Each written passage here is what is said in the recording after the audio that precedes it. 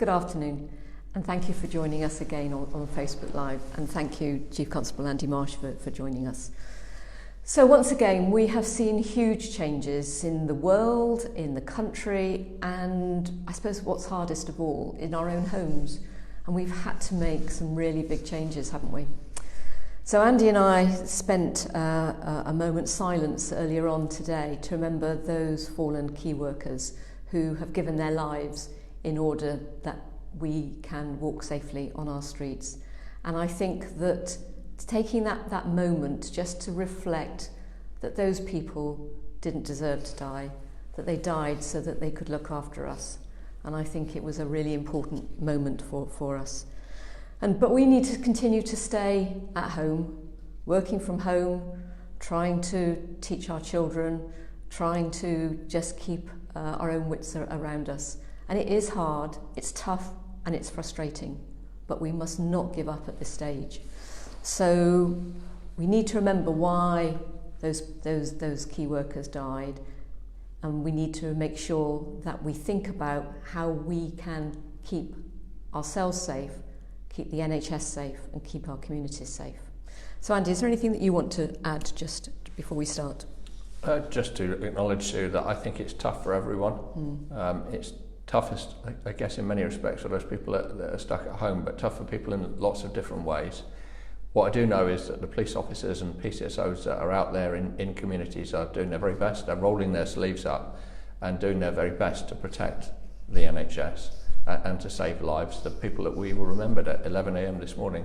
And we saw the Prime Minister come back to work yesterday. He exhorted people to buckle down and be aware of this hidden mugger that creeps up on you. And I think it's really important that we just do our best to see this through. Indeed. So I have a number of questions, and I know we've discussed this numerous times, but there is still confusion about exercises. So, what is the latest advice about travelling to do daily exercise? And is there such a thing as a minimum distance, a maximum distance, so that, what sort of clarity can you bring to this? So sometimes, I think too much advice is not a good thing. And so I'm going to try and keep things simple, so that my officers and staff have got a lead to follow, but also the community have got something to listen to. And I'm coming back to the point that you raised, actually. Why are we doing this? We're doing this on the basis of government legislation, based on the best medical advice in the whole country, that if we can stop transmission from household to household, we've got the best chance of moving quickly from this pandemic to something that might look like a much better lifestyle for all of us. And we've all got a role to play in it, protecting the NHS, and the police have got their role in enforcing this legislation. We've had, to date, I checked just before I came in, over 15,000 reports from members of the public online and 101 reporting concerns of breach. We've attended almost half of them. It's pretty remarkable, but that tells me that most of the community are worried about this, and they support us taking an appropriate level of action to encourage people to comply with the legislation and protect the NHS, stay indoors. So rather than be absolutely explicit about what people should or shouldn't do, we're going to come back to where we started with all this. People should avoid unnecessary journeys. That's the point. That's how we stop household to household transmission, because people will be out, touching things, petrol pumps, parking meters, gates, etc., etc. It's better if you can exercise from home. And I'd encourage people to exercise from home, run, cycle, walk, that sort of thing. However, what we now know is people can drive a distance to exercise. And I'm not going to give you an explicit distance about what's all right and what's not, but the watchword here is what's reasonable.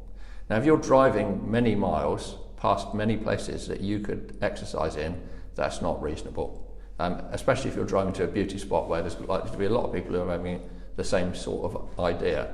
So you can drive a reasonable distance to exercise, and officers and PCSOs are using common sense and sound judgment to encourage people to stay indoors and respect this requirement not to travel unnecessarily. We are doing very, very low levels of enforcement activity. I'm giving people tickets, but we are prepared to enforce where people will not take the advice or blatantly ignore it. So if people are driving many, many miles, or very long distances, taking a long time to do a reasonably short amount of exercise, or just go for a day out, that actually isn't reasonable, and I think everyone would expect the police to do something about it, and we will. So I hope that offers some clarity, Sue. Yeah, thank you very much. And let's just continue with the exercise. I mean, it's been an absolute joy to run and to cycle on a lot of our quieter roads.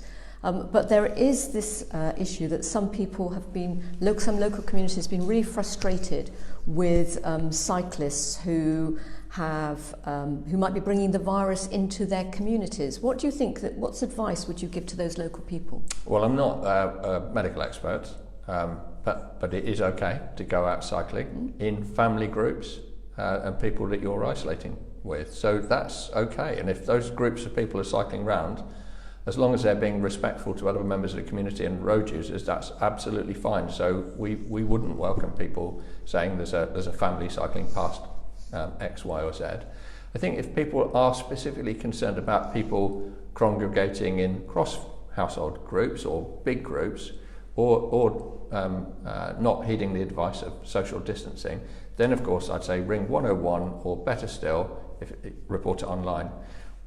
Every single hour we run predictive algorithms on where the reports are coming from and where we should proactively deploy our officers and PCSOs to encourage people and take preventative action to protect our neighbourhoods. So we're doing our very best with very high levels of visibility of our officers. And I come back to something I said a few weeks ago. When this is finished, we would very much like to emerge from this crisis as a police force even closer to the community that we're here to serve, because of this bond of trust and the communication that we're building up in lots of different ways throughout the last weeks and the weeks going forward. And being closer to our communities, you and I have received a number of complaints about people who are just driving too fast. So the roads may be quieter, but we have some people who are just abusing the speed limits and going significantly faster. What can you say to those? Yeah, and you know, I think we can probably all identify with this, whether people like you and I are lucky enough to actually need to be in the workplace every now and then, and we can see what's happening on the roads, or whether you're in your garden or outside or exercising, you hear the revving engine and speeding. This concern about speeding vehicles or antisocial behaviour, vehicles driving too quickly, it is actually pretty persistent and pretty prevalent. Now, as a result of that, we have responded to community concerns. So we've put our road speed enforcement vans and bikes back out on the road, again, intelligence-led, in the spots where people are reporting concerns about excess speed and antisocial behaviour. We've also deployed more of our roads policing officers on motorbikes to these problem areas, intelligence-led, to catch people. And indeed, they have stopped people on occasions driving many, many miles an hour above the speed limit, and incredibly dangerous, especially when you think about the increased use of the roads by bikes and pedestrians. What I'm very sad to say, Sue, is despite that overwhelming request from the public to say, we're worried about speeding, can you do something about it? And we have. I'm really concerned that my speed enforcement officers on the bikes or in the vans have actually received quite a lot of antisocial behaviour and abuse along the lines of, haven't you got something better to do, etc., etc. Now these people are doing a really important job of their own to save lives. We won't be helping anyone if there are collisions, fatalities, accidents on the road which lead to our hospitals becoming busy dealing with that and our officers having to deal with it. So we are doing something about speeding. We do believe that we've got the overwhelming support of the vast majority of the community. We are not enforcing lower end infringements. We are simply out there to catch people who are ridiculously behaving with their driving, like many, many miles an hour over the limit. And I think that's absolutely the right thing to do, in as much as there are so many cyclists and joggers and just kids around out and about who are doing their exercise, and those very fast cars are really very difficult to be able to judge their speed appropriately. So thank you for that. Because we're spending more time at home, and many of us are spending more time on the computers, you know, we're using online tools very successfully to speak to loved ones, to have family quizzes, but we're also buying things. More of us are buying things online, And because of that, I suppose criminals are finding new ways of being able to target us. So has Avon and Somerset seen an increase in cybercrime, and what can we do to protect ourselves? So we have, since January, seen an increase of quite a lot actually, so 30% increase of cyber-enabled crimes. So that's criminals using the internet and the facility that it provides to pursue their criminality, to scam people, to be fair. And I guess that's not surprising.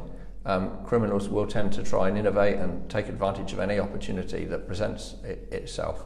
So we're seeing an increase in that sort of criminal behaviour. And what I would urge people to do is just be aware of that. If you're purchasing from someone new or a new business, be careful about how you use your bank details, the security number that goes with it. Always be very suspicious of unsolicited approaches, and if something looks too good to be true, then it almost certainly is.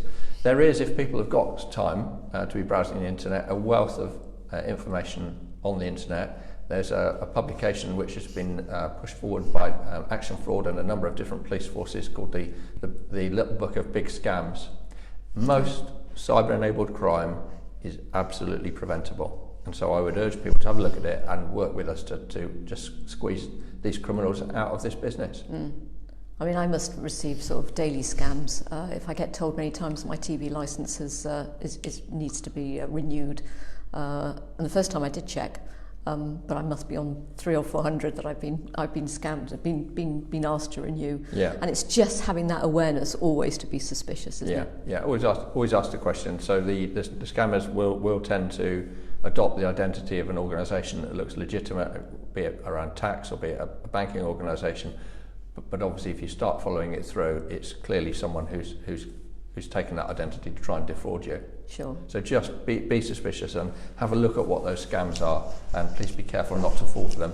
We have also seen not a huge number, but enough to worry about, of people going from door to door. Okay. So there shouldn't really be anyone going from door to door in an unsolicited way.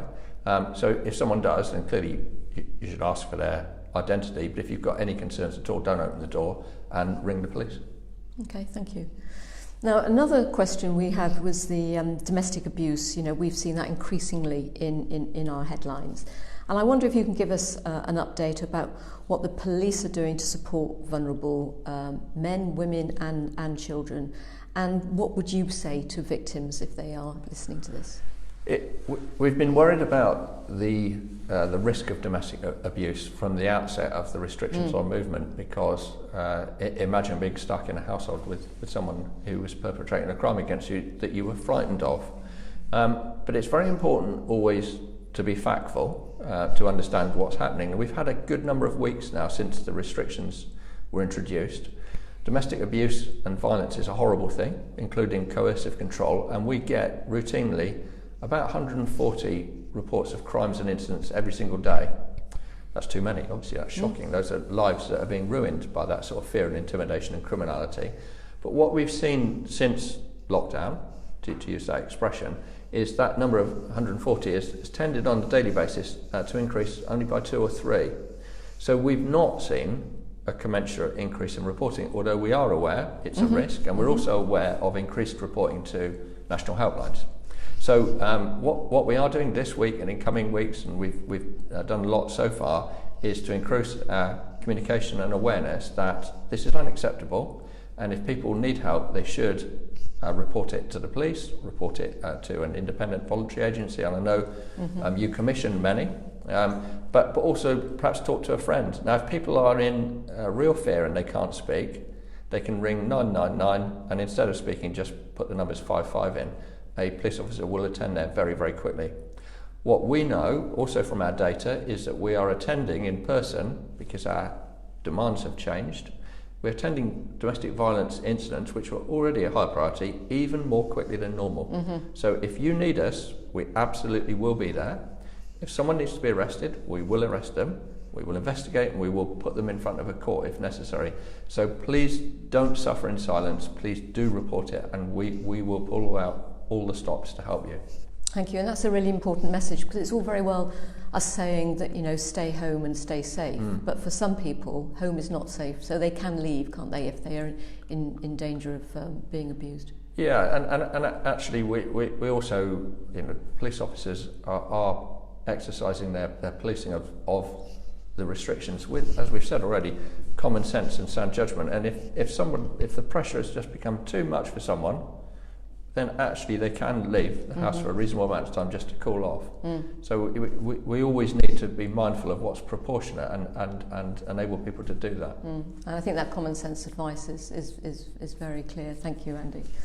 So I suppose, bringing this to an end, now is not the time to give up. Now is not the time to be complacent and to go out. We've had very clear guidelines from the government, and it is tough, it's hard, and it is absolutely frustrating. We all know that, but we owe it to those individuals who have lost their lives and to those who may still lose their lives that we have to do our bit, and our bit is staying at home and making sure that we support the NHS. So we'll be having another Facebook Live on the 12th of May at midday.